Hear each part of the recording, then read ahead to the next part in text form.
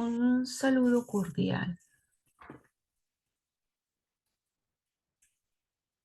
De nuevo nos estamos reuniendo para poder darles algunas ideas que se realiza tras bastidores cuando uno hace una investigación, porque en cualquier tipo de contribución, así sea revisión sistemática o las investigaciones denominadas originales o científicas, las que se presentan a través de un informe de investigación, hay muchas actividades que hacemos pero no se reflejan en dicho documento. Entonces, en esta oportunidad, lo primero que vamos a conversar va a ser sobre diferentes tips que tiene la revisión sistemática. Hola, recuerden, Belkis Osorio, esta información también la puede utilizar el grupo que tiene la profesora Yaritza, porque de esta manera estamos trabajando en sintonía los dos docentes. Que vamos a ver en esta primera y segunda parte de los videos. Vamos a ver lo que es el artículo de revisión sistemática, el producto, un artículo producto de tu trabajo de grado o un artículo que lo realizas porque tienes una necesidad o una problemática actual y quieres saber qué está sucediendo como buen investigador que eres. Fíjense, también en clase les recomendé a ustedes la manera de cómo poder trabajar. Pueden trabajar individual o en pareja, pueden trabajar hasta 3 personas, dependiendo del tipo de contribución. Si en el doctorado, en el grupo, por ejemplo, los grupos míos, que es el grupo 1 y el grupo 2, a pesar de que no están en la misma, son la misma corte, pero no el mismo grupo y tienen temáticas similares, pueden hacer su revisión sistemática juntos. Si son del grupo 3 de la profesora Yaritza, podría consultarlo entre nosotros los facilitadores para ver la posibilidad de que se pueda dar también esa facilidad y ese apoyo que se va a dar ustedes como investigadores cuando trabajan en pareja y no de manera individual, no de manera solitaria. Aquellos que van a hacer artículos producto de su trabajo de grado, igualmente pueden trabajar con un compañero, si es del doctorado, esa persona que hizo esa investigación con ustedes cuando presentaron su trabajo de maestría. Si en el caso de que no está haciendo el doctorado, deben pedir permiso a su coautor y solicitarle que les ayude en la elaboración del artículo porque ellos también van a salir publicados. ¿Por qué? Porque sencillamente ellos son coautores de esa producción original.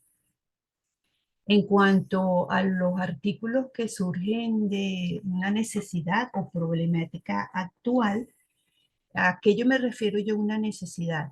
Estoy en mi aula de clase y observo que tengo niños que se agreden mutuamente, pero a pesar de eso son muy amigos. Entonces, bueno, yo puedo hacer un estudio para ver qué está sucediendo ellos, porque es una relación de amor-odio. Entonces, sería bien interesante que uno lo haría, pues sería una investigación de enfoque cualitativo y después buscarían qué método poder trabajar. Cuando hablamos de una problemática actual, resulta que en la escuela hay problemas de acoso escolar. Entonces, bueno, queremos ver cuáles son las razones y cómo poder canalizar dicha problemática. Como les dije, pueden trabajar personas, grupos de 3 personas. Si este equipo trabaja en escuelas diferentes, sería bien interesante porque sería una investigación comparativa. Si estoy utilizando el ejemplo del acoso escolar, ver cómo es el comportamiento en esas tres escuelas. Si los tres autores o dos autores trabajan en la misma escuela, entonces pueden igualmente ayudarse en dicha investigación. Mi palabra extraordinaria, importante. Les muestro otra vez la estructura normalizada para que no se les olvide el orden que debe tener su artículo. Introducción, método, resultado, discusión. En esta oportunidad les estoy colocando el número de páginas que debe tener cada apartado. Entonces, para poder tener aproximadamente las 15 páginas. Entonces, bueno, tenemos la introducción que debe abarcar más o menos 2,5 páginas. El método 1,50, a veces hay personas que hasta en una hoja lo pueden hacer. Los resultados igualmente en 2,50 o en 2,5 hojas. La extensión, la discusión tiene un máximo de 4 hojas.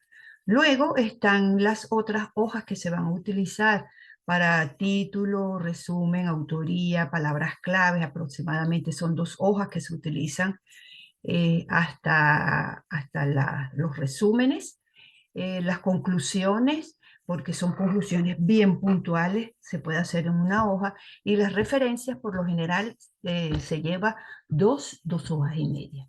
Recuerden que en clase les dije que tenían que tener el 25% de investigaciones en el idioma inglés, y ahora están los tips. Nuevamente les vuelvo a repetir. Tienes que tener 15 páginas de su producción.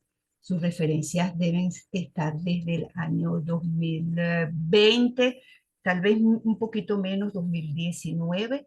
Si tengo una referencia muy antigua, tengo que justificar en el método por qué se utilizó un documento tan viejo, pero no es para decirle era porque no encontré más información, sino realmente dar una justificación de peso. Eh, También les vuelvo a recordar de que esas 30 artículos que deben buscar, que ahorita se van a dar cuenta porque yo estoy diciendo 30 artículos, 30 unidades de estudio sobre temática relacionada a su investigación, y que esa teoría y esa investigación previa esté en el idioma inglés. ¿Qué es una revisión sistemática? Bueno, es una síntesis de la evidencia disponible. Realmente uno hace una revisión, muchas veces se hace en forma cuantitativa y otras veces cualitativa. Porque su rayo cualitativo, porque su tendencia de lo que van a hacer es descripción, análisis e interpretación de unos hallazgos, no así números, cantidades. Porque no, cuando uno trabaja con números y cantidades, más que todo es lo que se llama una investigación de tipo bibliométrica, y nosotros no vamos a hacer bibliometría, sino vamos a trabajar sobre la sistematización de una información desde lo cualitativo. Esta definición la da Motorola, Astudillo Claro y el grupo MinSIR en 2013. ¿Qué hacemos nosotros ahí? Nosotros recopilamos información, se analiza, se contrasta, se interpreta, se confronta y se discute lo que ha sido publicado.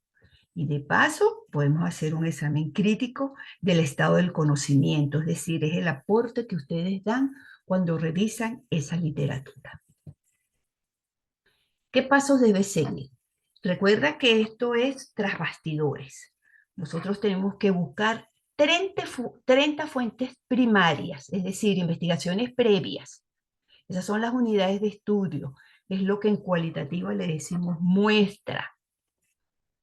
Estas investigaciones previas son trabajos de grado, a nivel de maestría, especialidad y doctorado, artículos de investigación científica, instituciones públicas y privadas y documentos oficiales. tenemos que extraer la información de cada uno de esos documentos que yo elegí. ¿Y cómo lo puedo hacer? Bueno, yo puedo hacer una tabla que me va a servir para poder recopilar lo más interesante y lo más importante. ¿Por qué hay que hacerlo de esa manera? Como se los expliqué en la clase que tuvimos síncrona, el método en la investigación de revisión sistemática, tenemos que indicar el tipo de investigación, indicar que es una investigación de tipo documental o de diseño documental, que deben describir el protocolo que emplearon y les nombré tres, que era la guía Quorum, el método Prisma y el que siempre hemos hecho a través de palabras claves, palabras combinadas, buscadores, etcétera. Igualmente, en el método tenemos que indicarle al lector cuáles fueron los criterios que tomamos en cuenta para poder incluir o excluir un documento. Realmente en el método yo voy a colocar máximo, perdón, sí, mínimo 20 artículos, 20 unidades de estudio, 20 fuentes, pero tras bastidores yo debo buscar 30. ¿Por qué 30? Porque los otros 10 me van a servir para utilizarlo en la introducción y así también para la discusión. Es decir, tener una variedad y una cantidad significativa de investigación para poder contrastarla.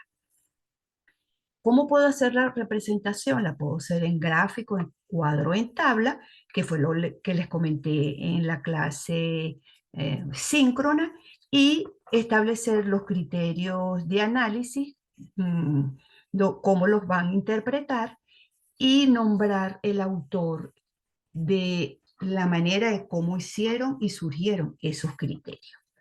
Les voy a dar un ejemplo, qué es lo que vamos a hacer nosotros tras bastidores y qué es lo que vamos a escoger de importante y de significativo de cada documento para poder extraer las categorías o los criterios de análisis. Fíjense que les estoy utilizando dos términos, a pesar de que la presentación no dice la palabra criterios de análisis. El artículo estaba titulado Las TIC, un resurgimiento para la enseñanza de la filosofía. ¿Qué hizo el autor? Tras bastidores, hizo este cuadro. Puso el año, el país, el autor, el título. Y extrajo lo más significativo que él pudo visualizar. Y también de las conclusiones extrae lo más significativo.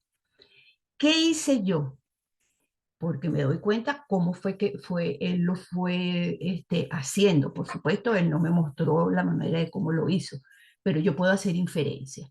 Fíjense, él buscó aquí de esta información todo lo que tiene que ver con el paradigma, todo lo que tiene que ver con la emancipación, la manera de cómo son las prácticas educativas, lo que es la sociedad de la información y del conocimiento, la manera de cómo tú debes coordinar y planificar cuando tienes una acción educativa, un espacio educativo, es como cuando nosotros evaluamos, pues, objetivos, recursos, tiempo, etcétera. Habla de la evolución en relación con la educación, de que hay que transformarla, y nombra un filósofo. Acuérdense que el trabajo es sobre filosofía, y nombra un filósofo muy actualizado porque él propone el desarrollo tecnológico para un modelo de revolución a evolución. ¿Qué conclusiones saca? Bueno, toma la importancia de que hay que haber interrelación entre las disciplinas, de que hay naturaleza y dimensiones del conocimiento. Igualmente, ve que es importante hablar sobre la visión estratégica, de que debemos desarrollar de manera integral a los estudiantes y que sea de una manera de calidad y de equidad. Y nuevamente nombra lo que es la parte de la tecnología, la importancia del contexto histórico, de la cultura, de la parte social y lo político. Nuevamente comienza a trabajar o hablar o remarca en rojo lo que serían los conflictos, las desigualdades, los problemas, lo que es el bienestar, el progreso. Entonces, con todo eso que él marca, comienza entonces su parte creativa. Si esto es lo más significativo de mis documentos, háganse la idea que ahí están sus 30 documentos y buscó lo más significativo y comenzó a unir temáticas similares, porque estas son lo que se llaman las etiquetas en Atlastí. Luego se unen los que son similares y luego comienzan a surgir las ideas para yo poder ponerle nombre a esas ideas, a esa unión de ideas. Entonces, ¿qué hizo él? Él sacó tres categorías, tres criterios. ¿Cuáles fueron? Uno de ellos fue la transformación educativa e integración filosófica de las TIC. Fíjense que él en este cuadro ya nosotros habíamos hablado de que hay que transformar la educación, de que hay que planificar de manera diferente la educación, que un filósofo nos expone la importancia de incluir la tecnología, ¿sí? El otro categoría o criterio para analizar fue el paradigma de TIC filosofía y lo que es la complejidad del pensamiento. ¿Porque él habla de complejidad? Porque incluye la parte histórica, lo cultural, lo social, lo político, incluye la comunicación. Entonces, bueno, todo eso es complejo. Y por último, habla de la descolonización digital del conocimiento y de la filosofía. Si volvemos a revisar aquí, él habla de emancipación, nos habla de esta dicotomía que tenemos que superarla, que es revolución-evolución, y cuando se habla de descolonizar, es que es importante incluir esas nuevas ideas, esos nuevos surgimientos de vanguardia dentro de una disciplina muy tradicional como es la filosofía. Y digo tradicional entre comillas. De nuevo les recuerdo mi correo electrónico y la URL de la revista. Y muchas gracias por escuchar la información.